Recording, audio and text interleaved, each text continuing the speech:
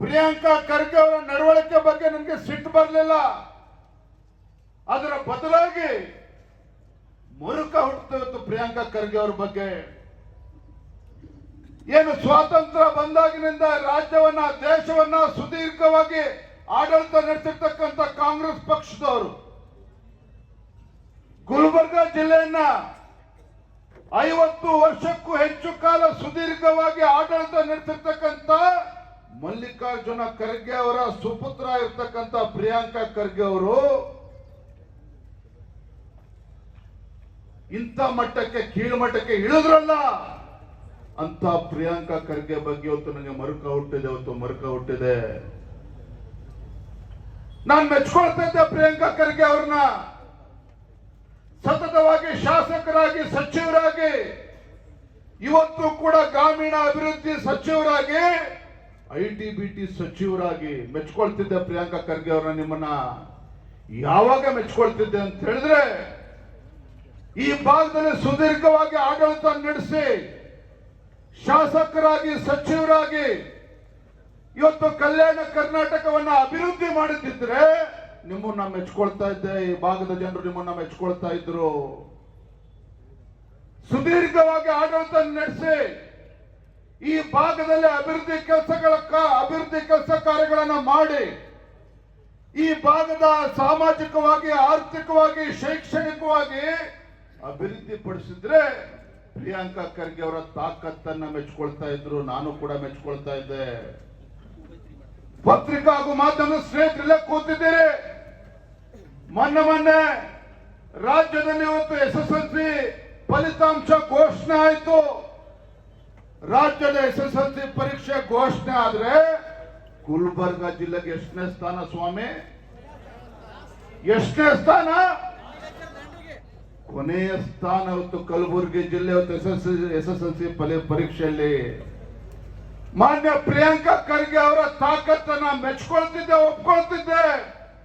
ಸುದೀರ್ಘವಾಗಿ ಆಡಳಿತ ನಡೆಸಿರ್ತಕ್ಕಂಥ ನೀವುಗಳು ಇವತ್ತು ಕಲಬುರಗಿ ಜಿಲ್ಲೆನಲ್ಲಿ SSLC ಪರೀಕ್ಷೆ ಫಲಿತಾಂಶ ಬಂದಾಗ ಮೊದಲ ಸ್ಥಾನದಲ್ಲಿ ಏನಾರು ತಂದಿದ್ರೆ ಖರ್ಗೆ ಅವರೇ ನಿಮ್ಮ ತಾಕತ್ತನ್ನ ಮೆಚ್ಕೊಳ್ತಾ ಇದ್ದೆ, ನಿಮ್ಮ ತಾಕತ್ತನ್ನ ಒಪ್ಕೊಳ್ತಾ ಇದ್ದೆ. ಅದನ್ನ ಮಾಡಲಿಲ್ಲ. ಕಳೆದ 2 ವರ್ಷದಲ್ಲಿ ರಾಜ್ಯದಲ್ಲಿ ಕಾಂಗ್ರೆಸ್ ಸರ್ಕಾರ ಅಧಿಕಾರಕ್ಕೆ ಬಂದ ನಂತರದಲ್ಲಿ ಎಷ್ಟು ಸಾವಿರ ಕೋಟಿ ಅನುದಾನವನ್ನ ಜಿಲ್ಲೆಗೆ ತೆಗೆದುಕೊಂಡು ಬಂದಿದ್ದೀರಿ ಪ್ರಿಯಾಂಕಾ ಖರ್ಗೆ ಅವರೇ. ಇವತ್ತು ಉತ್ತರ ಕೊಡಿ ನೀವು. ಕಾಂಗ್ರೆಸ್ ಸರ್ಕಾರ ಇದು ಯೋಗ್ಯತೆಗೆ ಈ ಜಿಲ್ಲೆಯ ಅಭಿವೃದ್ಧಿ ಕೆಲಸ ಕಾರ್ಯಗಳನ್ನು ಮಾಡೋದಕ್ಕಾಗಲಿಲ್ಲ. ಕಲ್ಯಾಣ ಕರ್ನಾಟಕದ ಅಭಿವೃದ್ಧಿ ಕೆಲಸ ಮಾಡೋದಕ್ಕಾಗಲಿಲ್ಲ. ಕಲ್ಯಾಣ ಕರ್ನಾಟಕ, ಹೈದರಾಬಾದ್ ಕರ್ನಾಟಕಕ್ಕೆ ವಿಶೇಷ ಸ್ಥಾನಮಾನ ತಂದುಕೊಡ್ತೇನೆ ಅಂತೇಳಿ ಇವತ್ತಿಗೂ ಕೂಡ ಈ ಭಾಗದಲ್ಲಿ 15,000ಕ್ಕೂ ಹೆಚ್ಚು ಉಪನ್ಯಾಸಕರನ್ನ ಆಯ್ಕೆ ಮಾಡತಕ್ಕಂತ ಯೋಗ್ಯತೆ ಈ ಕಾಂಗ್ರೆಸ್ನವ್ರಿಗೆಲ್ಲ. ಇವತ್ತಿವರು ತಾಕತ್ತನ್ನ ಮಾಡ್ತಾರೆ, ಪ್ರಶ್ನೆನ ಮಾಡ್ತಾರೆ. ಇವತ್ತು ಭಾರತೀಯ ಜನತಾ ಪಾರ್ಟಿಯನ್ನ ಪ್ರಶ್ನೆ ಮಾಡ್ತಾರೆ. ನಾನು ಇವತ್ತು ವೇದಿಕೆ ಮೂಲಕ ಜಿಲ್ಲೆಯ ಉಸ್ತುವಾರಿ ಸಚಿವರು ಪ್ರಿಯಾಂಕಾ ಖರ್ಗೆ ಅವರಿಗೆ ನಾನು ಒಂದು ಮಾತನ್ನ ಕೇಳಲಿಕ್ಕೆ ಇಷ್ಟಪಡ್ತೇನೆ. ಏನು ಮೊನ್ನೆ ದಿನ ಛಲವಾದಿ ನಾರಾಯಣ ಸ್ವಾಮಿ ಅವರ ಮೇಲೆ ದಬ್ಬಾಳಿಕೆ ಮಾಡ್ತಕ್ಕಂಥ ಕೆಲಸವನ್ನ ನೀವು ನಿಮ್ಮ ಕಾರ್ಯಕರ್ತರು, ನಿಮ್ಮ ಪುಡಾರಿಗಳ ಮೂಲಕ ಮಾಡಿಸಿದ್ರಲ್ಲ, ಯಾಕೆ ಛಲವಾದಿ ನಾರಾಯಣ ಸ್ವಾಮಿ ಅವರು ಒಂದು ಬಡ ಕುಟುಂಬದಿಂದ ಬಂದಿರತಕ್ಕಂಥವ್ರು, ಅದಕ್ಕೋಸ್ಕರ ನೀವು ದಬ್ಬಾಳಿಕೆ ಮಾಡ್ತಾ ಇದ್ದೀರಾ? ಛಲವಾದಿ ನಾರಾಯಣ ಸ್ವಾಮಿ ಅವರು ಒಂದು ಬಡ ಕುಟುಂಬದಿಂದ ಬಂದಿದ್ದಾರೆ, ದಲಿತ ಕುಟುಂಬದಿಂದ ಬಂದಿದ್ದಾರೆ, ಅದಕ್ಕೋಸ್ಕರ ಅವ್ರ ಮೇಲೆ ದಬ್ಬಾಳಿಕೆ ಮಾಡ್ತಾ ಇದ್ದೀರಾ?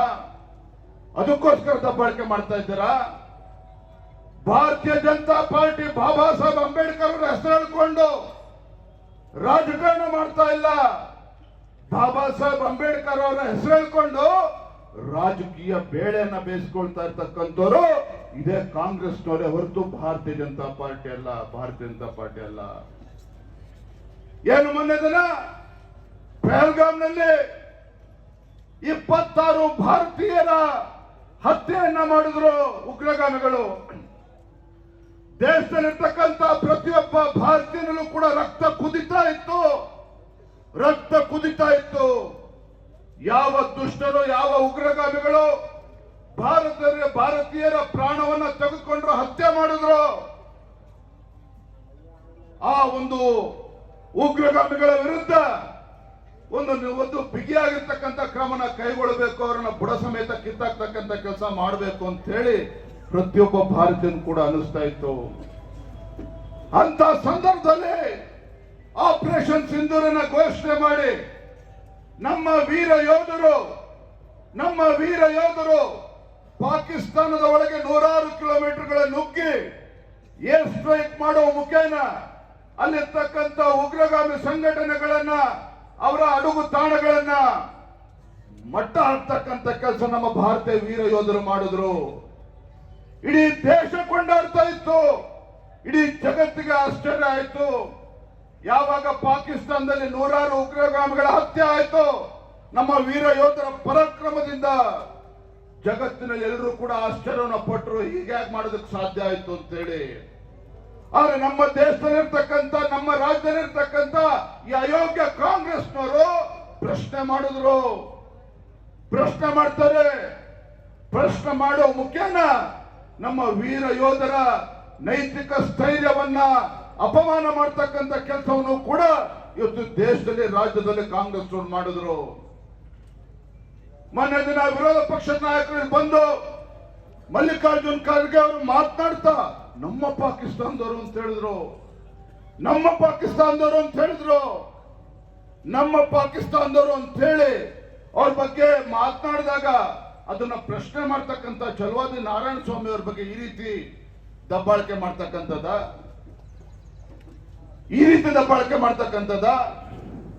ನರೇಂದ್ರ ಮೋದಿಜಿಯವರ ಬಗ್ಗೆ ಅಪಮಾನ ಮಾಡ್ತೀರಿ.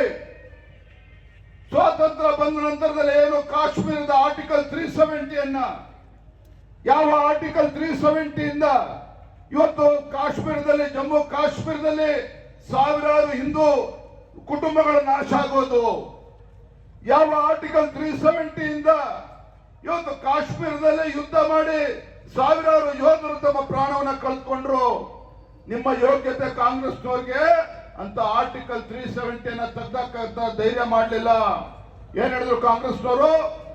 ಜಗತ್ತಿನ ಮುಂದೆ ಹೇಳಿದ್ರು, ಆರ್ಟಿಕಲ್ 370 ತೆಗೆದು ಹಾಕಿದ್ರೆ ಇಡೀ ದೇಶದಲ್ಲಿ ರಕ್ತ ದೋಕಳಿ